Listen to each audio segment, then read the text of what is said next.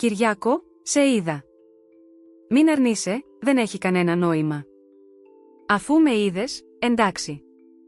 Έκανε ο Κυριάκος θυμωμένα. Ειλικρινά, πόσο μπορεί να τραβήξει αυτό ο Κυριάκος ήταν φανερά εκνευρισμένος, έτοιμος σχεδόν να ξεσπάσει. Η Νεφέλη, η γυναίκα του, συνήθιζε να λέει ότι είναι σε τσίτα, και αυτό μόνο τον θύμωνε περισσότερο. Ήταν όμως λογικό να είναι φορτωμένος, πώς κατάφερε να μπλεχτεί έτσι, ανάμεσα σε δύο γυναίκες κι όμως, όλα είχαν ξεκινήσει τόσο καλά. Ήταν κάποτε ένας άγνωστος επαρχιακός αρχιτέκτονας, το ήξερε και ο ίδιος, αλλά ονειρευόταν να βρεθεί σε μια μεγάλη πόλη. Ένα καλό πόστο. Γιατί όχι, σκεφτόταν. Ήταν εμφανίσιμος, γεμάτος αυτοπεποίθηση και πίστευε ότι θα μπορούσε να διοικεί ανθρώπους αντί να σχεδιάζει διαρκώς μακέτες. Ήξερε ότι είχε έφεση στο να διευθύνει μια ομάδα, απλώς δεν του ερχόταν η ευκαιρία. Μέχρι που, ξαφνικά, κάτι πήγε να αλλάξει. Κανείς δεν ξέρει γιατί αποφάσισε να πάει σε μια έκθεση μοντέρνας τέχνης στην Αθήνα. Αλλά εκεί γνώρισε την Νεφέλη. Θεσσαλονικιά, του ψιθύρισε ένας παλιός φίλος, ο Δημήτρης. Δουλεύει ένα μεγάλο αρχιτεκτονικό γραφείο. Ήρθε εδώ για να πουλήσει το διαμέρισμα της γιαγιάς της. Η γιαγιά της πέθανε πριν 1 χρόνο, και από συγγενείς δεν έχει άλλον. Ούτε άντρα. Έχει όμως δικό της σπίτι στη Θεσσαλονίκη. Μήπως τη γλυκοκοιτάζεις, δουλειά δική μου, απάντησε κοφτά ο Κυριάκος. Η Νεφέλη, με τα μεγάλα γκριζογάλανα μάτια και τις στρογγυλεμένες καμπύλες της, του άρεσε από την πρώτη στιγμή. Λίγο να αδυνατήσει θα μπορούσε, σκεφτόταν, μα και πάλι ήταν μια χαρά, κυρίως επειδή διέθετε δικό της σπίτι σε μεγάλη πόλη και προσβάσεις ή ένα μεγάλο γραφείο. Το να γοητεύσει αυτή την ήσυχη, καλόκαρδη κοπέλα δεν του φάνηκε καθόλου δύσκολο, 2-3 έξυπνες ατάκες για τα εκθέματα, ένα βαθύ βλέμμα, μια βόλτα βραδινή που κατέληξε σε δείπνο. Και ύστερα από μια εβδομάδα, εκείνη τον προσκάλεσε να πάει μαζί της. Η Νεφέλη, μόλις 20 χρονών, ονειρευόταν γάμους και οικογένεια και πίστεψε πως ο Κυριάκος, που είχε ήδη πατήσει τα 30, επιτέλους τη βρήκε και την ήθελε όσο και εκείνη αυτόν. «Κυριάκο, δεν έρχεσαι μαζί μου στη Θεσσαλονίκη, στο γραφείο ψάχνουν αρχιτέκτονα», είπε απότομα, και ύστερα κοκκίνησε λες και ντράπηκε για τη δική της τόλμη. «Μα τι να κάνω εγώ εκεί, δεν θα, έχεις ήδη πολλούς θαυμαστές και εγώ είμαι ένας φτωχός από την επαρχία», έκανε δήθεν τον στενοχωρημένο ο Κυριάκος, συνοδεύοντας τα λόγια του σε ένα βαθύ αναστεναγμό. «Μα μην τα λες έτσι. Δεν έχω κανέναν. Και εσύ έχεις ταλέντο, κρίμα να μένεις εδώ. Στο γραφείο χρειάζονται επειγόντως κάποιον ικανό». Ο Κυριάκος προσποιήθηκε πως το σκέφτηκε για λίγο, μετά δήθεν διστακτικά συμφώνησε, λέγοντας ότι δεν μπορούσε να χάσει την ευκαιρία αφού, όπως έλεγε, είχε βρει επιτέλους τον έρωτα της ζωής του. Η Νεφέλη, γεμάτη χαρά, αποφάσισε να επισπεύσει και τον γάμο. Σε 2-3 εβδομάδες ο Κυριάκος είχε ήδη μετακομίσει στο διαμέρισμά της. Ο γάμος ήταν λιτός, μα πολύ ρομαντικός. 3 χρόνια πέρασαν γρήγορα. Ο Κυριάκος εργαζόταν στο ίδιο αρχιτεκτονικό γραφείο με την Νεφέλη, αλλά δεν είχε ανελιχθεί όσο ήλπιζε. Δούλευε σκληρά, κέρδιζε καλές κριτικές και ακόμα και κάποιες πριμοδοτήσεις, αλλά παρέμενε ένας απλός αρχιτέκτονας. Η Νεφέλη, αντίθετα, ονειρευόταν ένα παιδί. «Κυριάκο, με τόσα που βγάζουμε, ούτε δάνειο χρειάζεται. Γιατί αναβάλουμε συνέχεια, δεν είμαστε πιτσιρίκια πια, να λες έχουμε καιρό. Λίγο υπομονή. Μόλις γίνω διευθυντής κάποιου τμήματος, το ξανασυζητάμε», έλεγε εκείνος και ξεφυσούσε. Η αλήθεια ήταν πως δεν του άρεσαν τα παιδιά και ούτε σκόπευε να αποκτήσει. Μα δεν τολμούσε να το πει, μην τυχόν έμενε στο τέλος χωρίς τίποτα. Ξαφνικά, όλα ανατράπηκαν, στο γραφείο εμφανίστηκε η Αγλαία, ανιψιά του ίδιου του διευθυντή, του Γεώργιου Αθανασίου. Είχε επιστρέψει από το εξωτερικό, όπου σπούδαζε, και μπήκε κατευθείαν σε θέση προϊσταμένης στο τμήμα προσωπικού. Και με το που είδε τον Κυριάκο, τον έκοψε αμέσως. Και εκείνος βέβαια δεν έμεινε ασυγκίνητος. «Δεν πειράζει που είμαι παντρεμένος», ρώτησε δήθεν έκπληκτος. «Αυτό δεν θα κρατήσει πολύ», του απάντησε η Αγλαία χαμογελώντας ενιγματικά. Σε 3 μέρες είχαν ήδη γίνει εραστές, αν και πρόσεχαν να μην καρφώνονται στο γραφείο. Ο Κυριάκος δεν ήξερε αν αυτός ο λαχνός θα του έβγαινε πράγματι σε καλό ή αν απλώς η Αγλαία τον έβλεπε σαν προσωρινή περιπέτεια. Πάντως, μετά από 3 μήνες, τον ονόμασαν ξαφνικά προϊστάμενο τμήματος, στη θέση ενός που είχε φύγει για να ανοίξει υποκατάστημα σε άλλη πόλη. «Φαντάζεσαι πως όλα αυτά έγιναν τυχαία?» τον ρώτησε η Αγλαία. «Είμαι καλός στη δουλειά μου», μουρμούρισε ο Κυριάκος. «Καλά, τα αυτά», γέλασε εκείνη. «Ξέρεις καλά τι ρόλο έπαιξα εγώ εδώ μέσα. Θα μου το ξεπληρώσεις. Και αρχίζουμε απόψε». Βέβαια, ήταν πολύ δύσκολο πια να κρύψει τα ψέματα από την Νεφέλη. Δούλευαν έστω σε διαφορετικούς ορόφους, μα στο ίδιο κτίριο. Εκείνη όμως υπέθετε ότι οι καθημερινές υπερορίες του Κυριάκου οφείλονταν στη μάχη του να προχωρήσει στην ιεραρχία. Τόσο αθώα που ήταν, τον πίστευε. Ίσως να της ήταν κιόλας λίγο κρίμα να τη χωρίσει. Ή μήπως δεν χρειαζόταν να χωρίσει, σκεφτόταν να τη διατηρήσει ως νοικοκυρά και από την άλλη να έχει την Αγλαία για πιο έντονες στιγμές. Η Αγλαία, ωστόσο, είχε άλλα σχέδια. «Μην τολμήσεις καν να το σκεφτείς», είπε απότομα όταν ο Κυριάκος, τάχα για αστείο, πέταξε την ιδέα να τα συνδυάσει όλα. «Δεν έχω σκοπό να σε μοιράζομαι με την νοικοκυρά σου άλλο». Ο Κυριάκος προσπάθησε να την καλοπιάσει, αλλά η Αγλαία έκλεισε το θέμα. «Πότε θα της το πεις να χωρίσετε? Έλα τώρα, γλυκιά μου. Περνάει δύσκολα στη δουλειά, και έχει και κάτι αδιαθεσίες», προσποιήθηκε ο Κυριάκος. «Ας περιμένουμε λίγο ακόμα. Κοίτα, μην αργήσεις. Ιδάλλως, θα της το πω εγώ η ίδια». Πέρασε κι άλλος ένας μήνας. Ο Κυριάκος δίσταζε, νιώθοντας και λίγες τύψεις. Η Νεφέλη τον είχε τόσο στηρίξει, τον είχε εμπιστευτεί. Όμως η Αγλαία αποφάσισε να βάλει τέλος στις υπεκφυγές. Μια μέρα που ο Κυριάκος στεκόταν στον διάδρομο, προσποιούμενος πως μιλούν για κάτι τυπικό, και η Νεφέλη βγήκε από ένα γραφείο, η Αγλαία τον πλησίασε και φώναξε: «Αγάπη μου, θα έρθεις πάλι απόψε σπίτι μου έλειψες?» Αυθόρμητα, ο Κυριάκος απάντησε: «Ναι, βέβαια». Μετά κατάλαβε τι έκανε. «Τι κάνεις, μας βλέπουν?» Της ψιθύρισε οργισμένος, προσπαθώντας να την ξεκολλήσει από πάνω του. Η Νεφέλη δεν χρειαζόταν κάτι άλλο, κατάλαβε τα πάντα. Παρότι, εκείνη τη στιγμή ο Κυριάκος στεκόταν με την πλάτη προς το μέρος της, εκείνη είδε και άκουσε αρκετά. Το ίδιο βράδυ, όταν ο Κυριάκος επιχείρησε να της αραδιάσει πάλι δικαιολογίες για φόρτο εργασίας, η Νεφέλη ξεστόμησε ήρεμα: «Έχεις δεσμό με την Αγλαία? Ποιος σου το είπε αυτό? Είναι όλα ψέματα». «Κυριάκο, σας είδα. Μην κουράζεσαι. Αφού μας είδες, εντάξει, λοιπόν».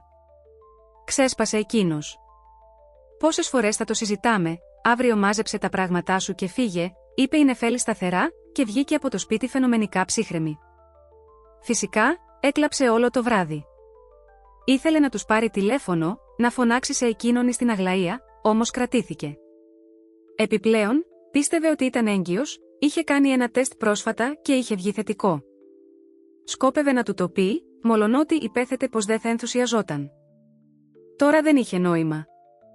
Ο Κυριάκος πήρε τα πράγματά του την επόμενη μέρα, μετακομίζοντας στο διαμέρισμα της χαμογελαστής Αγλαίας. Δεν παραπονέθηκε που εκείνη τον έκαψε μπροστά στην Νεφέλη, έλεγε πως ήταν καλύτερα έτσι. Όμως η Αγλαία σύντομα απέτησε: «Την Νεφέλη δεν θέλω να τη ξαναδώ ούτε ζωγραφιστή. Βρες τρόπο να φύγει από το γραφείο ή να μην μπορεί να σταθεί πουθενά ως αρχιτέκτονας. Μου είναι αφόρητο να τη βλέπω». Ουσιαστικά της πήρε τον άντρα. Μουρμούρισε ο Κυριάκος. «Μη μου σηκώνεις φωνή. Μην ξεχνάς ποιος σε βοήθησε να πάρεις τη θέση στο γραφείο. Θες να μείνεις κι εσύ στο δρόμο?» Δυστυχώς, ο Κυριάκος δεν βρήκε το θάρρος να αρνηθεί. Χρησιμοποιώντας τα δικαιώματα πρόσβασης που είχε ως προϊστάμενος, έβαλε μερικές μεταμφιεσμένες αλλαγές στα σχέδια που ετοίμαζε η Νεφέλη, στοχεύοντας τον πλέον γκρινιάρη πελάτη του γραφείου. Όπως το περίμενε, ο πελάτης εξοργίστηκε και πήγε να φωνάξει στον διευθυντή. Κανείς δεν άκουσε ακριβώς τι υπόθηκε πίσω από την κλειστή πόρτα, αλλά μετά από μισή ώρα ήρθε ασθενοφόρο που πήρε την Νεφέλη, η οποία είχε λιποθυμήσει. Μέχρι τότε, παρά την ψυχική της φόρτιση, προσπαθούσε να στέκεται δυνατή στη δουλειά. Μα εκείνη η επίθεση του πελάτη την τσάκισε. Στο νοσοκομείο, όταν συνήλθε, η πρώτη της κουβέντα ήταν: «Το μωρό μου». «Καλά είναι», ο γιατρός την κοίταξε απορριμμένος: «Δεν είστε έγκυος, δεσποινής. Τα τεστ βγαίνουν μερικές φορές ψευδώς θετικά». Η Νεφέλη αισθανόταν συντετριμμένη. Γύρισε σπίτι την επόμενη μέρα, κλείστηκε στον εαυτό της και παραιτήθηκε τηλεφωνικά από το γραφείο, λέγοντας πως θα στείλει την επιστολή της αργότερα. Έμεινε για μια εβδομάδα βυθισμένη σε μια άχαρη ρουτίνα, λίγο ύπνο, λίγο φαγητό και ατέλειο το χάζεμα μπροστά σε μια τηλεόραση που δεν την ενδιέφερε πραγματικά. Ώσπου μια μέρα εμφανίστηκε η Λένα, συναδέλφισά της, Νεφέλη, που χάθηκες δεν ξέρεις τι έγινε, τι να ξέρω ρώτησε αδύναμα η Νεφέλη.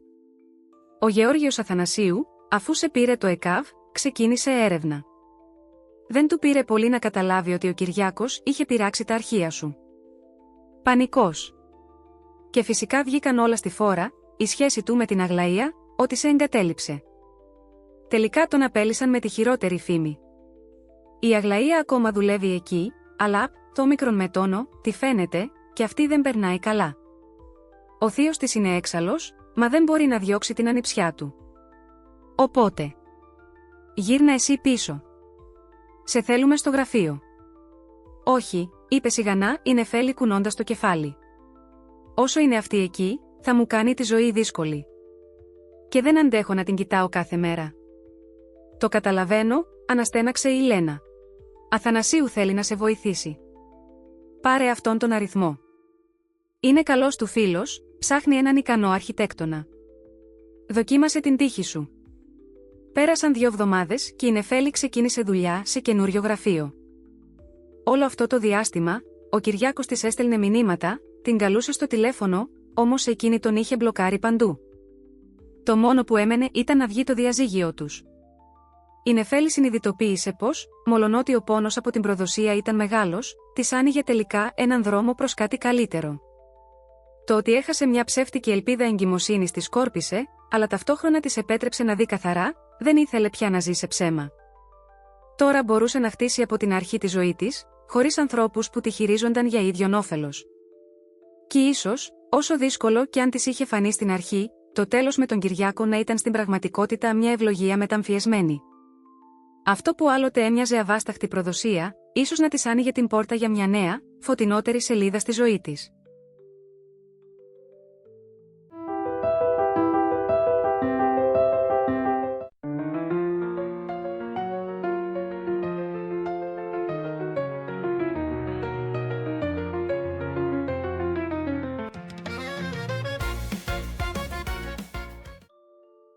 Και με αυτό σκοπεύεις να πας στη δεξίωση του Δημάρχου, μόρφασε ο Γεώργιος, εξετάζοντας τη σύζυγό του.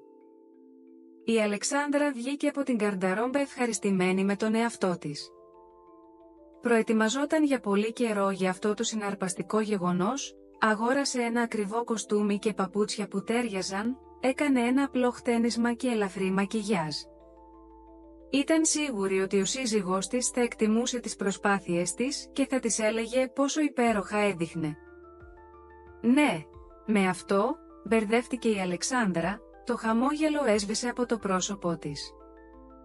Τι, κάτι δεν πάει καλά, τίποτα δεν πάει καλά. Κοίτα τον εαυτό σου στον καθρέφτη. Μοιάζεις με πολίτρια από την αγορά του μοναστηρακίου. Τουλάχιστον να είχε συμβουλευτεί κάποιον, τι να αγοράσεις για το σώμα σου, που δεν υπάρχει πια. Ο σύζυγος ήταν εκνευρισμένος και κοίταζε νευρικά το ρολόι του, δείχνοντας με όλη του την εμφάνιση ότι καθυστερούσαν. Πριν από 1 μήνα, ο Γεώργιος, επικεφαλής μιας γνωστής διαφημιστικής εταιρείας στην Αθήνα, έλαβε πρόσκληση από τον Δήμαρχο για επίσημη δεξίωση με αφορμή την ημέρα της πόλης. Ο Γεώργιος χρηματοδοτούσε ενεργά διάφορες εκδηλώσεις της πόλης, συμμετείχε σε φιλανθρωπικούς μαραθώνιους, και τώρα το όνομά του και το όνομα της εταιρείας του Ελληνική Διαφήμιση Plus ήταν γνωστά σχεδόν σε όλους τους Αθηναίους. Η επιχείρηση άνθιζε και ο Γεώργιος σκεφτόταν ήδη να ανοίξει υποκαταστήματα στη Θεσσαλονίκη και την Πάτρα. Με την Αλεξάνδρα ήταν παντρεμένοι 20 χρόνια. Η κόρη τους, η Δάφνη, αφού τελείωσε το σχολείο, πήγε να σπουδάσει στο Λονδίνο, όπου έγινε δεκτή σε ένα διάσημο πανεπιστήμιο. Ο Γεώργιος αμέσως αγόρασε ένα διαμέρισμα για την κόρη του, ευτυχώς, μπορούσε να το αντέξει οικονομικά. Λάτρευε την κόρη του, αλλά με τη σύζυγό του τα πράγματα ήταν χειρότερα. Τα τελευταία 2 χρόνια, ο Γεώργιος άρχισε να παρατηρεί ότι δεν σκεφτόταν καθόλου την Αλεξάνδρα ως ελκυστική γυναίκα. Όλο και πιο συχνά το βλέμμα του σταματούσε σε νέες και σίγουρες για τον εαυτό τους κοπέλες. Ο άνδρας είχε ακόμη και μια περιπέτεια με τη νεαρή γραμματέα του, αλλά αυτό ήταν ευχάριστο, τίποτα περισσότερο.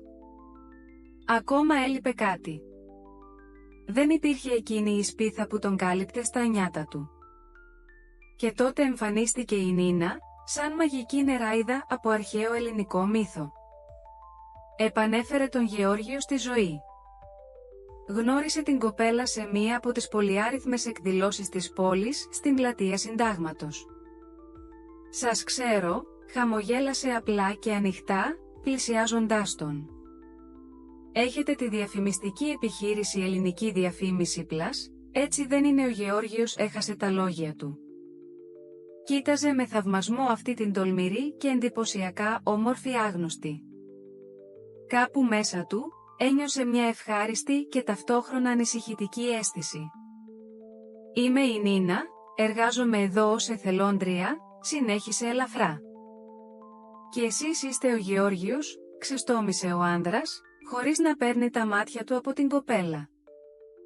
«Θέλετε να σας κεράσω τη ρόπιτα?» Την έφτιαξαν οι φοιτητές από το κέντρο δημιουργικότητας. «Είναι καταπληκτικά νόστιμη. Ήδη δοκίμασα».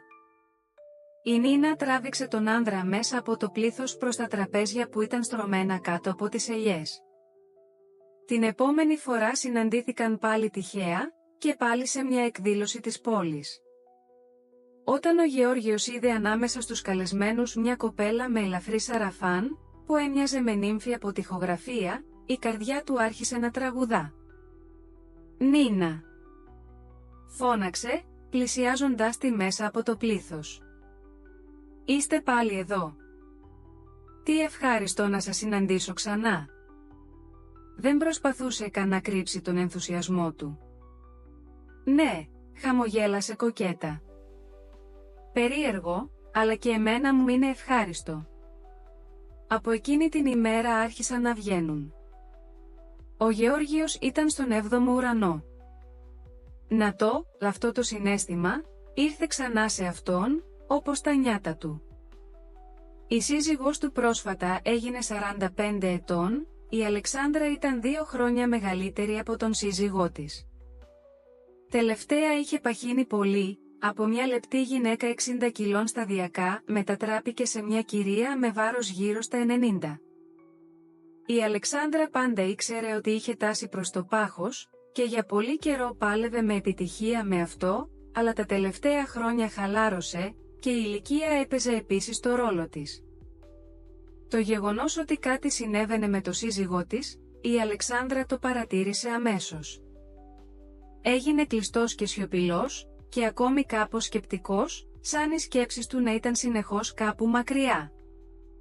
Στην αρχή η σύζυγος τα απέδιδε όλα σε προβλήματα με την επιχείρηση, τα οποία ο σύζυγος επιτυχώς έλυνε. Σκεφτόταν ότι είναι κουρασμένος, η ηλικία, στο κάτω-κάτω, και η νευρική δουλειά με τους πελάτες. Για εκείνη ήταν εύκολο, κάθισε στο τμήμα της, συμψήφισε χρεώσεις και πιστώσεις, και είναι ελεύθερη. Η Αλεξάνδρα συνέχιζε να εργάζεται ως λογίστρια, αν και από καιρό θα μπορούσε να κάθεται στο σπίτι, το εισόδημα στην οικογένεια ήταν πολύ καλό. Αλλά όταν προσπάθησε αρκετές φορές να μιλήσει με τον Γεώργιο, να μάθει τι τον απασχολούσε τόσο, εκείνος την απέφυγε. Ερωμένη, τι άλλο θα μπορούσε να είναι, αποφάσισε η γυναίκα. Ειδικά τώρα που ο σύζυγος απομακρύνθηκε από εκείνη με κάθε τρόπο, κοιμόταν στο γραφείο, με τη σύζυγο ήταν αυστηρός και σκληρός, σαν με υφιστάμενο. Μέχρι να έχει αποδείξεις, η Αλεξάνδρα αποφάσισε να μην κάνει σκηνή και να μην ταλαιπωρεί το σύζυγο με ιστερίες. «Πρέπει να περιμένω», σκέφτηκε, «και να καταλάβω πόσο σοβαρό είναι αυτό που συμβαίνει με τον Γεώργιο». Μετά από 1 μήνα, η Αλεξάνδρα ήδη γνώριζε ότι ο σύζυγός της είχε ερωμένη, που μόλις είχε γίνει 20 ετών. Η κοπέλα, σύμφωνα με τους χαρακτηρισμούς που έδωσαν οι φίλες της, ήταν πονηρή και ανεδής, σχεδίαζε να αποκτήσει τον Γεώργιο ολόκληρο, μαζί με την επιχείρησή του. «Όχι», αυτό δεν θα γίνει, αποφάσισε η Αλεξάνδρα, που ήταν με τον σύζυγό της από την αρχή, από εκείνους τους καιρούς που δεν είχε χρήματα ούτε για καινούρια τζιν, και για δείπνο συχνά έτρωγαν μακαρόνια με τυρί. Έτσι απλά σε αυτή την ανεδή δεν θα δώσω τον σύζυγο και την οικογενειακή επιχείρηση. Και πρόσφατα ο Γεώργιος της ανακοίνωσε με δυσαρεστημένο ύφος ότι τους προσκαλούν μαζί με τη σύζυγο στο Δημαρχείο για δεξίωση, πως με έχουν κουράσει με αυτές τις δεξιώσεις και τις επίσημες συναντήσεις. Αλλά δεν μπορείς να αρνηθείς, δεν είναι τέτοιο το στάτους μου. Οπότε προετοιμάσου, για να φαίνεσαι αξιοπρεπής. Η Αλεξάνδρα, φυσικά, προετοιμάστηκε, αλλά αυτό που συνέβη την ημέρα της δεξίωσης, δεν το περίμενε με κανέναν τρόπο. Ο Γεώργιος της έκανε σκηνή, προφανώς μη θέλοντας να πάρει τη σύζυγο μαζί του. Θα μπορούσε απλά να πει ότι θα πάει μόνος του. Γιατί έπρεπε να μεταπεινώσει ακόμα μια φορά, σκεφτόταν η Αλεξάνδρα. Αλλά μετά την επόμενη φράση του συζύγου της, κατάλαβε τα πάντα. Να, γιατί ο Γεώργιος προκάλεσε αυτή τη φιλονικία, χρειαζόταν μια αφορμή για να πει στη σύζυγό του ότι την εγκαταλείπει. Οπότε το θέμα είναι το βάρος μου ή μήπως η διάθεσή σου, ρώτησε ήρεμα η Αλεξάνδρα. Τι σχέση έχει η διάθεσή μου? Έγινες ανυπόφορη. Εσύ η ίδια δεν το βλέπεις αυτό, ύψωσε τον τόνο του ο σύζυγος. Μου είναι δύσκολο να είμαι κοντά σου. Μη φωνάζεις, δεν υπάρχουν κουφοί εδώ.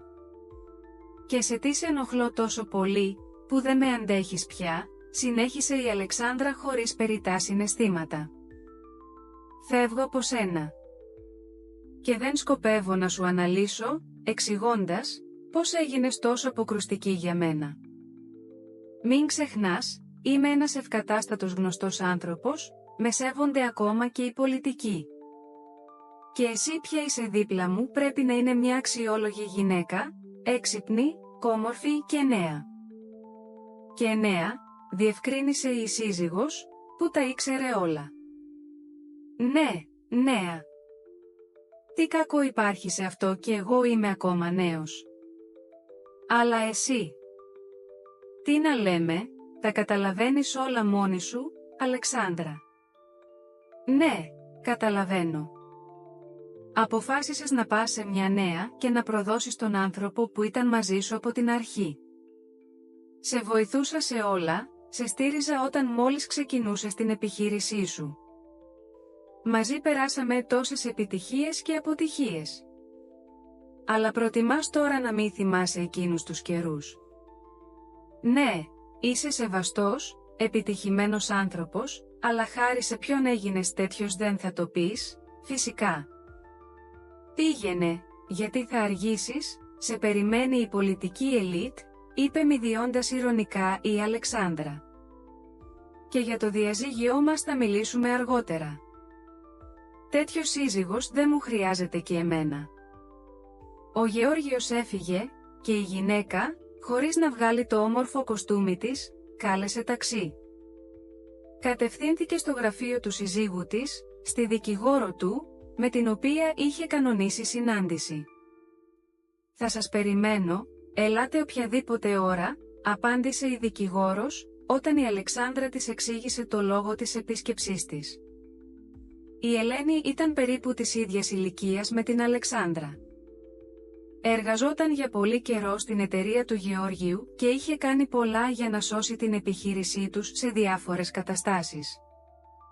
Ο Γεώργιος πολλές φορές είχε προσπαθήσει να απολύσει την έμπειρη ειδικό, σχεδιάζοντας να προσλάβει κάποια νεότερη, αλλά η σύζυγός του τον είχε μεταπείσει. «Ελένη μου, όπως σας έλεγα και νωρίτερα, ο Γεώργιος τελικά αποφάσισε να χωρίσει. Ας συζητήσουμε τώρα τις λεπτομέρειες του διαχωρισμού της επιχείρησής μας», είπε η Αλεξάνδρα, μπαίνοντας στο γραφείο της δικηγόρου. «Κρίμα, ήσασταν τόσο αρμονικό ζευγάρι», αναστέναξε εκείνη. Για τον Γεώργιο ήταν απόλυτη έκπληξη το γεγονός ότι η Αλεξάνδρα αποφάσισε να πάρει για τον εαυτό της το μισό από όλα όσα της ανήκαν σύμφωνα με τον νόμο. «Είσαι στα καλά σου. Γιατί το χρειάζεσαι αυτό?» Είσαι απλώς μια λογίστρια και δεν καταλαβαίνεις τίποτα από αυτή τη δουλειά. Φώναζε ο Γεώργιος, πετώντας άλια. Θα έπαιρνες τα λεφτά και θα ζούσες ήσυχα. Όχι, δεν χρειάζομαι λεφτά, θα βγάλω μόνη μου, και περισσότερα από σένα. Και όσον αφορά το ότι δεν καταλαβαίνω, αγαπητέ μου, κάνεις μεγάλο λάθος. Όλα τα στάδια ανάπτυξης της επιχείρησης σου περνούσαν μπροστά στα μάτια μου και με τη βοήθειά μου, οπότε θα μοιράσουμε την εταιρεία, και αυτό δεν συζητιέται. Ο Γεώργιος ήταν αγανακτισμένος. Προσπάθησε να πείσει τη σύζυγό του, ακόμα και να την τρομάξει, αλλά όλα ήταν μάταια. Η Αλεξάνδρα ήταν αποφασισμένη να μοιράσει όλα όσα είχαν, μέχρι το τελευταίο λεπτό. Όχι, το φαντάζεσαι. Αγανακτούσε σε συζήτηση με τη φίλη της η Νίνα. Σκαρφίστηκα ένα τόσο τέλειο σχέδιο. Τα είχα σκεφτεί όλα μέχρι την τελευταία λεπτομέρεια. Ξόδεψα τόση ενέργεια και χρόνο για να κατακτήσω έναν πλούσιο άντρα, και αυτή η παλιόγρια, η γυναίκα του, αποφάσισε να του τα πάρει όλα. Πες μου, πού είναι η δικαιοσύνη σε αυτόν τον κόσμο? Μετά το διαχωρισμό δεν θα μείνει τίποτα. Και η κορούλα του μετά θα ζητήσει το μερίδιό της, η μάνα της θα την επηρεάσει, σίγουρα. Αλήθεια. Μα σου υποσχέθηκε ότι όλη η επιχείρηση θα μείνει σε αυτόν, απόρρισε η φίλη. Τι σημασία έχει τι υποσχέθηκε? Τα γεγονότα λένε άλλα. Η πρώην του δεν ήταν τόσο χαζή όσο νόμιζε. Όχι, την καντεμιά. Παρακολουθούσα τις επισκέψεις και τις εμφανίσεις του για μήνες και έκανα τα πάντα για να βρεθώ στις εκδηλώσεις όπου πήγαινε ο Γεώργιος. Όλα πήγαιναν καλά, και τώρα αυτή η καταστροφή. Θα μπορούσα από όλους τους υποψήφιους για τον ρόλο του πλούσιου συζύγου να διαλέξω άλλον, είχα πολλούς στη λίστα μου. Η Νίνα σκεφτόταν σοβαρά να παρατήσει τον άτυχο εραστή, που έχασε μέσα σε μια μέρα το μισό της περιουσίας του. Είναι τόσο νέα και όμορφη. Μήπως δεν θα βρει κάποιον πιο τυχερό και εύπορο? Ο Γεώργιος ένιωσε ότι μόλις χώρισε και έγινε ελεύθερος από τα δεσμά του γάμου, η Νίνα ψυχράθηκε απέναντί του. Δεν ήταν πια τόσο ζωντανή και ανέμελη στις συναντήσεις, δεν του έλεγε λόγια αγάπης, δεν έκανε σχέδια για το μέλλον μαζί του. Και όταν της πρότεινε να μείνουν μαζί, προσκαλώντας την στο καινούριο μεγάλο διαμέρισμά του, που αγόρασε αμέσως μετά το διαζύγιο, η Νίνα αρνήθηκε, εξηγώντας ότι είναι ακόμα νέα και δεν είναι έτοιμη για τόσο σοβαρές σχέσεις. «Πώς γίνεται αυτό, αγαπημένη μου? Όλα αυτά έγιναν για σένα, και το διαζύγιο, και αυτές οι δικαστικές διαμάχες για τη διανομή της περιουσίας και της επιχείρησης. Νομίζεις ότι ήταν εύκολο για μένα?» Πληγώθηκε ο Γεώργιος από μια τέτοια αντίδραση της αγαπημένης του. «Ορίστε. Εγώ δεν σου υποσχέθηκα τίποτα, ενώ εσύ μου υποσχέθηκες πολλά, και τώρα αποκαλύπτεται ότι με εξαπάτησες. Η επιχείρησή σου πάει περίπατο, από τα πλούτη με τα οποία καυχιώσουν ασταμάτητα, έχουν μείνει επίσης ελάχιστα», δήλωσε κοινικά η Νίνα. «Τώρα το παράκανες. Πολλά μου έχουν μείνει ακόμα, πίστεψε με, για μας τους δύο σίγουρα θα φτάσουν. Μην κάνεις σαν κακομαθημένη, σε αγαπώ τόσο πολύ. Λοιπόν τότε, ως απόδειξη της αγάπης σου, αγόρασέ μου ένα διαμέρισμα και ένα αυτοκίνητο τώρα, πριν παντρευτούμε, ώστε να είναι μόνο δική μου περιουσία. Και μετά, ίσως, θα συμφωνήσω να παντρευτώ μαζί σου». Και ο Γεώργιος, με φτερά από έρωτα και κάποιο άλλο ακατανόητο συναίσθημα, που έρχεται μόνο στους άνδρες σε ηλικία, όρμησε χαρούμενος να ικανοποιήσει τα καπρίτσια της αγαπημένης του. Ένα μεγάλο διαμέρισμα σε νεόδμητη πολυκατοικία στην Κηφισιά και ένα ακριβό αυτοκίνητο, μόλις 2 μέρες αργότερα, η Νίνα τα κατοχύρωνε στο όνομά της. Και μετά από 1 μήνα, παράτησε τον Γεώργιο. Τώρα στα σχέδια της για κατάκτηση ήταν ένας άλλος υποψήφιος, πιο πλούσιος και πιο αξιόλογος. Ο Γεώργιος πενθούσε για κάποιο διάστημα, αλλά τελικά βρήκε μια νέα σύζυγο, όχι τόσο πονηρή και φιλόδοξη όσο η Νίνα, αλλά επίσης με ενδιαφέρουσα εμφάνιση. Δεν τρεπόταν να τη δείξει στους φίλους και γνωστούς του. Σε δεξιώσεις στο Δημαρχείο και επίσημες συναντήσεις με την πολιτική ελίτ δεν τον καλούν πια, το στάτους του δεν είναι πια το ίδιο, και τα χρήματα έχουν μειωθεί σημαντικά.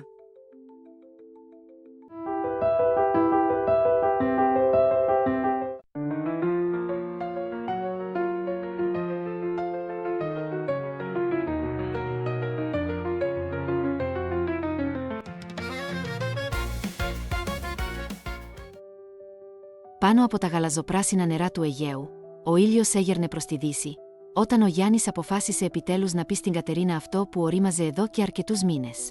Στην ταβέρνα του στην παραλία, με θέα στη θάλασσα, όπου έζησαν μαζί σχεδόν 20 χρόνια, βρήκε το θάρρος. «Φεύγω με άλλη», είπε ο Γιάννης, περιμένοντας μια θύελλα συναισθημάτων, χαρακτηριστική των Ελληνίδων γυναικών. «Το ξέρω», απάντησε ήρεμα η Κατερίνα, ανακατεύοντας το φραπέ της. «Και ξέρω ακόμα ότι είναι η Δήμητρα από το τουριστικό γραφείο». Ο Γιάννης πάγωσε από την έκπληξη. Αντί για φωνές, σπάσιμο πιάτων και κατάρες, μόνο ένα ήρεμο βλέμμα και ένα ελαφρύ χαμόγελο. «Χαίρομαι που επιτέλους αποφάσισες να μου το πεις. Ένιωθα άβολα μπροστά στη μητέρα σου, όταν μας επισκέφθηκε το Πάσχα. Γιατί να στενοχωρήσουμε μια ηλικιωμένη γυναίκα, ας περνούσαν τουλάχιστον οι γιορτές ήρεμα». Για τον Γιάννη, που ήταν συνηθισμένος σε συναισθηματικές σκηνές και έντονες αντιπαραθέσεις, τόσο χαρακτηριστικές για το λαό του, αυτή η αντίδραση ήταν εντελώς ακατανόητη. Πού ήταν τα δάκρυα, πού ήταν οι κατηγορίες, πού ήταν οι απειλές να το πει σε όλη την οικογένειά του στην Κρήτη. Η σχέση του με τη Δήμητρα ξεκίνησε κατά τη διάρκεια ενός φεστιβάλ στη Θεσσαλονίκη. Στην αρχή ήταν απλώς φλερτ με ούζο μετά τη δουλειά, έπειτα κοινή περίπατη στην παραλία, και μετά. Η Δήμητρα, νέα και φιλόδοξη, γρήγορα άρχισε να απαιτεί περισσότερα. «Η αφήνεις την παλιά σου ζωή, ή θα τα πω όλα όχι μόνο στην Κατερίνα, αλλά και στον ιδιοκτήτη της ταβέρνας σας. Ας δούμε πως θα σου αρέσει να χάσεις και την οικογένεια και τη δουλειά σου ταυτόχρονα», έλεγε, διορθώνοντας τα μακριά μαύρα μαλλιά της. «Πότε σκοπεύεις να πάρεις τα πράγματά σου?» ρώτησε η Κατερίνα τόσο συνηθισμένα, σαν να ρωτούσε πότε θα φέρουν τα καινούρια τραπεζομαντίλα για την ταβέρνα. «Τι έγινε, τόσο ανυπομονείς να απαλλαγείς από μένα?» απάντησε ο Γιάννης με απροσδόκητο θυμό. «Καθόλου», ανασήκωσε τους ώμους η Κατερίνα. «Απλώς η Δήμητρά σου δεν θα της αρέσει αν καθυστερείς. Και έχω κι εγώ σχέδια για το μέλλον, και εσύ απλά με εμποδίζεις». «Τι σχέδια μπορεί να έχεις?» ρώτησε ο Γιάννης με εμφανή εκνευρισμό. Η Κατερίνα τον κοίταξε με ένα μακρύ βλέμμα, που τον έκανε να νιώσει άβολα. «Γιάννη, μόλις μου είπες ότι με παρατάς για μια άλλη, και ξαφνικά σε ενδιαφέρουν τα σχέδια μου», χαμογέλασε ηρωνικά. «Οι δρόμοι μας χωρίζουν, ο καθένας είναι πλέον ελεύθερος να κάνει ομικρόν με τόνο τι θεωρεί σωστό». «Περίεργο, δεν είναι καθόλου αναστατωμένη. Ακόμα και χαμογελάει». Αυτή η σκέψη ενόχλησε δυσάρεστα τον Γιάννη. «Δεν έχουμε ακόμα χωρίσει», παρεμπιπτόντως, παρατήρησε. «Και εσύ ήδη κάνεις σχέδια. Δεν είναι λίγο νωρίς?» «Έχω ήδη καταθέσει αίτηση διαζυγίου την περασμένη εβδομάδα», απάντησε ήρεμα η Κατερίνα. «Οπότε τώρα είναι απλά θέμα χρόνου. Καλύτερα να αποφασίσεις γρήγορα πότε θα πάρεις τα πράγματά σου». «Σήμερα κιόλας», απάντησε απότομα ο Γιάννης, προσπαθώντας με κάποιο τρόπο να την πληγώσει. «Γιατί να μείνω με μια γυναίκα που μου είναι ξένη?» «Τέλεια», έγνεψε η Κατερίνα. «Ελπίζω να μη σε δω μέχρι το δικαστήριο. Και κάτι ακόμα. Θα καταθέσω αίτηση για την κατανομή του σπιτιού μας», πρόσθεσε με δεικτικό τρόπο, ακόμα ελπίζοντας να δει στα μάτια της έστω και μια σταγόνα λύπης για τον διαλυμένο γάμο τους. Γιάννη, άδικα θα σπαταλήσεις χρόνο και χρήματα», χαμογέλασε ξανά η Κατερίνα. «Και γιατί αυτό? Θυμάσαι ότι το μισό σπίτι μας το έδωσε η μητέρα σου υπό τον όρο ότι θα είναι η ιδιοκτήτρια αυτού του μέρους?» «Φυσικά και το θυμάμαι», απάντησε με περηφάνεια ο Γιάννης. «Λοιπόν, σε αυτή την πασχαλινή επίσκεψη, η μητέρα σου με πήγε σε συμβολεογράφο και μου έκανε δωρεά το μερίδιό της. Είπε ότι είσαι σαν τον πατέρα σου, πάντα κοιτάς αλλού και μπορεί να σπαταλήσεις την οικογενειακή περιουσία, και τότε δεν θα υπάρχει τίποτα να αφήσεις στα εγγόνια. Έτσι, το μέγιστο που μπορείς να διεκδικήσεις είναι το 1/4 του σπιτιού. Αξίζει τον κόπο, σκέψου το. Επιπλέον, οι γη μας δεν θα εγκρίνουν την πράξη σου», είπε με αυτοπεποίθηση η Κατερίνα. «Θα το σκεφτώ», απάντησε σύντομα ο Γιάννης, αισθανόμενος ξαφνικά στριμωγμένος. Η μητέρα μου με εξέπληξε και πάλι. Την ίδια μέρα μάζεψε τα πράγματά του και μετακόμισε στη Δήμητρα. Εκείνη ήταν ενθουσιασμένη, επιτέλους το σχέδιό της δούλεψε. Τώρα θα μπορούσε να ζήσει όπως ονειρευόταν πάντα. Ο Γιάννης σύντομα θα προαγόταν σε διευθυντή του δικτύου ταβερνών και εκείνη επίσης θα προχωρούσε στο τουριστικό γραφείο, δεν υπήρχε αμφιβολία γι' αυτό. Θα ξεκινούσαν μια νέα ζωή, ταξίδια στη Σαντορίνη και τη Μύκονο, ένα καινούριο αυτοκίνητο αντί για το παλιό μηχανάκι, χρυσά κοσμήματα, τα χρήματα θα ήταν αρκετά για να πρασινίσουν από ζήλια όλες οι φίλες της. Η Κατερίνα αποφάσισε να ανανεώσει το σπίτι. Φυσικά, ήταν λυπημένη και αναστατωμένη με αυτό που συνέβη, αλλά πάντα ήξερε, η δουλειά και η φροντίδα για τους άλλους σώζουν από κάθε θλίψη. Η γυναίκα καταλάβαινε ότι ο Γιάννης δεν θα πάλευε για το σπίτι μετά από αυτό που έμαθε, ειδικά επειδή θα έπρεπε να ντρέπεται μπροστά στους γιους τους. Έτσι, με θάρρος ξεκίνησε την ανακαίνιση. Εξάλλου, για την Αθρηνή για το γεγονός ότι ο προδότης επιτέλους έφυγε. Όχι, αυτή ήταν μια ευκαιρία να ξεκινήσει ένα νέο κεφάλαιο στη ζωή της και σίγουρα θα την αξιοποιούσε. Μερικές εβδομάδες αργότερα, ο Γιάννης άνοιξε την πόρτα του πρώην σπιτιού του με το κλειδί του, χρειαζόταν να πάρει κάποια έγγραφα. Η Κατερίνα δεν ήταν στο σπίτι, δύο άγνωστοι άντρες τελείωναν την τοποθέτηση ταπετσαρίας, η κυρία βγήκε στην αγορά, θα επιστρέψει σύντομα, τον ενημέρωσαν. Ο Γιάννης με έκπληξη παρατήρησε πως είχε μεταμορφωθεί το σπίτι. Τα δωμάτια φαίνονταν πιο ευρύχωρα και φωτεινά, η Κατερίνα δεν ανανέωσε μόνο τους τοίχους, αλλά απαλλάχτηκε και από τα βαριά παλιά έπιπλα, αντικαθιστώντας τα με ελαφριά και μοντέρνα. Αισθανόταν ότι εδώ είχε ξεκινήσει μια νέα ζωή, και ο Γιάννης για μια στιγμή ένιωσε λύπη που θα προχωρούσε χωρίς αυτόν. Πήγε στην κουζίνα για να πάρει ένα χάπι, η πίεση του τελευταία δεν ήταν καλή. Η μυρωδιά του πράσου με χοιρινό γέμιζε το χώρο. Η Κατερίνα, μάλλον, μόλις το είχε βγάλει από τη φωτιά. Ο Γιάννης θυμόταν αυτή την ανεπανάληπτη μυρωδιά, μόνο η Κατερίνα έφτιαχνε το χοιρινό με πράσο τόσο ξεχωριστά, με νότες λεμονιού και σκόρδου. Ο Γιάννης ξαφνικά ένιωσε πόσο πεινασμένος ήταν. Η Δήμητρα με τις αιώνιες δίαιτες της τον κρατούσε σε πείνα. Το σπιτικό φαγητό ήταν εκτός συζήτησης, έτρωγαν είτε σε καφέ, είτε έτοιμα γεύματα που παράγγελνε η νεαρή σύντροφός του. Ως αποτέλεσμα, ο Γιάννης ανέπτυξε προβλήματα με το στομάχι του, και τώρα και με την πίεση. Αφού πήρε τα έγγραφα, ο Γιάννης έφυγε, συγκρατώντας με δυσκολία τον εαυτό του από το να δοκιμάσει το νόστιμο φαγητό. Ενδιαφέρον, για ποιον προσπάθησε τόσο πολύ, σκέφτηκε. Μάλλον θα έρθουν φίλες, θα καυχιέται για την ανακαίνιση. Αλλά αν δεν είναι φίλες, αλλά άντρας, αυτή η σκέψη ήταν δυσάρεστη. Θα επιστρέψω αργότερα, σαν να ξέχασα κάτι, και θα μάθω για ποιον είναι αυτό το φαγητό, αποφάσισε ο Γιάννης. Η σκέψη της προσωπικής ζωής της Κατερίνας τον βασάνιζε. Πέρασαν 6 μήνες από το διαζύγιο. Όλα φαίνονταν καλά, απολάμβανε τη ζωή με τη Δήμητρα, αλλά τελευταία όλο και πιο συχνά τον καταδίωκαν αναμνήσεις από την προηγούμενη οικογενειακή ζωή του. Ο Γιάννης περίμενε μια ώρα και επέστρεψε στο σπίτι της Κατερίνας. Ήταν μόνη. Μάλλον ο επισκέπτης δεν έχει έρθει ακόμα. Περιμένει, πέρασε από το μυαλό του. «Τι, άρχισες να έρχεσαι 2 φορές την ημέρα, μου λείπεις?» ρώτησε ειρωνικά. «Όχι, κοίταξα τα έγγραφα, δεν είναι όλα εκεί. Αποφάσισα να ψάξω πιο προσεκτικά εδώ», είπε ψέματα ο Γιάννης. «Περίεργο που δεν έχεις πάρει ακόμα τα χαρτιά σου και τα άλλα πράγματα. Είναι καιρός να τα μεταφέρεις στον τόπο μόνιμης κατοικίας σου. Ποιος ξέρει ποιος θα μείνει μαζί μου εδώ, γιατί να έχω ξένα ανδρικά ρούχα στο σπίτι?» Προσπαθώντας να μην δώσει σημασία στα τελευταία λόγια, ο Γιάννης είπε: «Έκανες καλή ανακαίνιση, μπράβο. Τα δωμάτια φαίνονται μεγαλύτερα και πιο φωτεινά». «Ναι, μου αρέσει και εμένα». «Είναι αυτό πράσο με χοιρινό, περιμένεις κάποιον?» ρώτησε ο Γιάννης, κοιτάζοντας λοξά το αγαπημένο του φαγητό. «Ναι, περίμενα, αλλά η συνάντηση ακυρώθηκε», αναστέναξε με νόημα η Κατερίνα. «Θέλεις να σε κεράσω? Βλέπω ότι πεινάς». «Θέλω. Γιατί να μην δοκιμάσω το ξακουστό σου πιάτο», συμφώνησε πολύ γρήγορα ο Γιάννης, προσπαθώντας να φανεί αδιάφορος. Η Κατερίνα κάθισε τον πρώην σύζυγό της στο τραπέζι και τον κέρασε όλα όσα είχε ετοιμάσει για τη συνάντηση με τις φίλες της. Η προγραμματισμένη συνάντηση όντως ακυρώθηκε, ο διευθυντής του σχολείου κάλεσε έκτακτη συνεδρίαση. Ευτυχώς, η Κατερίνα ήταν σε άδεια και δεν επηρεάστηκε από αυτή την αναταραχή, και οι φίλες υποσχέθηκαν να έρθουν αύριο. Αλλά για τον Γιάννη αποφάσισε να διατηρήσει άλλη εκδοχή, περιμένει έναν άντρα. «Πες μου, πώς ζεις, πώς είναι η υγεία σου? Τα παιδιά δεν θέλουν καθόλου να επικοινωνούν μαζί σου, αν και είσαι ο πατέρας τους. Θα καταλάβουν αργότερα, όταν μεγαλώσουν, πόσο σημαντικό είναι να έχουν πατέρα. Ζω καλά. Ω, τι νόστιμο, Κατερίνα, είπε ο Γιάννης, χωρίς να σταματά να μασάει. Και η υγεία σου, τι να πω για την υγεία. Στην ηλικία μας όλοι έχουμε κάποια προβλήματα, και εγώ δεν αποτελώ εξαίρεση.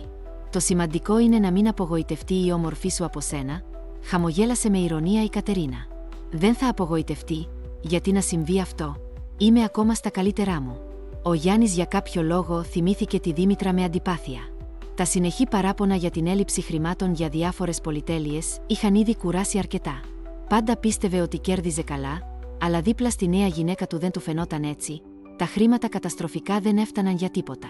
Το τηλέφωνο της Κατερίνας χτύπησε, στην οθόνη εμφανίστηκε το όνομα της φίλης της Ελένης. «Ναι, σε ακούω», απάντησε με βελούδινη φωνή. «Χαίρομαι που σε ακούω». «Όχι, όχι, δεν είμαι καθόλου απασχολημένη, για σένα έχω πάντα χρόνο, αγάπη μου». «Κατερινάκη, τι παράσταση έστησες, ο Γιάννης είναι εκεί, έτσι», μάντεψε γρήγορα η Ελένη. «Ναι, μου έλειψες πολύ, πολύ», συνέχισε η Κατερίνα. Κοίταξε τον Γιάννη. «Συγγνώμη, θα πάω στο διπλανό δωμάτιο, έχω προσωπική συζήτηση». Η Κατερίνα βγήκε από την κουζίνα και συνέχισε την παράστασή της, ξέροντας ότι ο Γιάννης θα την ακολουθήσει και θα κρυφακούει. Το ίδιο βράδυ η Δήμητρα την πλήρωσε. Ο Γιάννης φώναζε τόσο δυνατά που οι τοίχοι έτρεμαν στον οικιασμένο διαμέρισμά του στο κέντρο της Θεσσαλονίκης. «Ποιο κολλιέ με σμαράγδια. Ποιος νομίζεις ότι είμαι, εφοπλιστής ή μεγιστάνας του πετρελαίου. Συνέλθε. Γιατί σου χρειάζονται τέτοια κοσμήματα. Δεν πας σε βασιλική δεξίωση, από όσο ξέρω. Πήρες ακριβό αυτοκίνητο με δάνειο. Γιατί σου χρειάζεται τέτοιο αυτοκίνητο. Εξήγησέ μου. Γιάννη, ηρέμησε, σε παρακαλώ. Γιατί είσαι τόσο αναστατωμένος, δεν καταλαβαίνω», απόρρισε η Δήμητρα. «Κι όμως, ποια είσαι εσύ για να ξοδεύεις τόσο τα χρήματά μου. Μου έκανες παιδί, όχι. Ή μήπως είσαι τόσο καλή νοικοκυρά που δεν βρίσκεται σε όλη την Ελλάδα, επίσης όχι. Και στο κρεβάτι, για να είμαι ειλικρινής, είσαι μέτρια», την αποτελείωσε ο Γιάννης. «Ξέρεις, αυτό είναι πλέον υπερβολικό». «Όχι, δεν είναι ακόμα όλα. Τι έχουμε για δείπνο απόψε?» «Τίποτα, όπως συνήθως». «Ακριβώς. Εκείνο το βράδυ κατάφεραν τελικά να συμφιλιωθούν. Η Δήμητρα δεν ήθελε να χάσει το χρυσό εισιτήριο της. Αλλά από εκείνη την ημέρα κάτι έσπασε στη σχέση τους. Ο Γιάννης όλο και πιο συχνά θυμόταν την προηγούμενη οικογένειά του, τους γιους του, που αρνούνταν κατηγορηματικά να τον συναντήσουν ή ακόμα και να μιλήσουν μαζί του στο τηλέφωνο. Ένα βράδυ, όταν η Κατερίνα ετοιμαζόταν να πάει σε μια θεατρική παράσταση με μια φίλη, ήρθε και ζήτησε να επιστρέψει. «Δεν μπορώ να ζήσω εκεί χωρίς εσένα, δεν μπορώ χωρίς τα παιδιά. Θέλω όλοι να με συγχωρήσετε, και εσύ και εκείνη», είπε ο Γιάννης με μετανιωμένη φωνή. «Καλό που κατάλαβες πόσο άσχημα φέρθηκες στην οικογένειά σου. Ίσως αυτό να σε βοηθήσει στο μέλλον. Άλλωστε δεν είσαι ακόμα γέρος, Γιάννη, και μπορείς να φτιάξεις τη ζωή σου. Αλλά εγώ δεν σε χρειάζομαι πια, όλα τελείωσαν, η αγάπη έχει φύγει», του απάντησε η Κατερίνα. «Κατερίνα, συγχώρεσέ με. Τα παιδιά, ίσως, να σε συγχωρήσουν με τον καιρό. Εγώ σε έχω ήδη συγχωρήσει και αφήσει πίσω, αλλά εδώ, δυστυχώς, δεν έχεις πια θέση. Οπότε βρες στέγη αλλού. Έτσι ζουν ακόμα χωριστά». Η Κατερίνα μόνη. Της αρέσει, χαίρεται την ελευθερία που απέκτησε, ταξιδεύει πολύ στα νησιά, έχει γραφτεί στη γιόγκα, πηγαίνει για κολύμβηση 2 φορές την εβδομάδα. Είναι ευτυχισμένη στον καινούριο της κόσμο. Ο Γιάννης είναι επίσης μόνος, ελπίζει ότι κάποια μέρα η Κατερίνα θα τον καλέσει πίσω.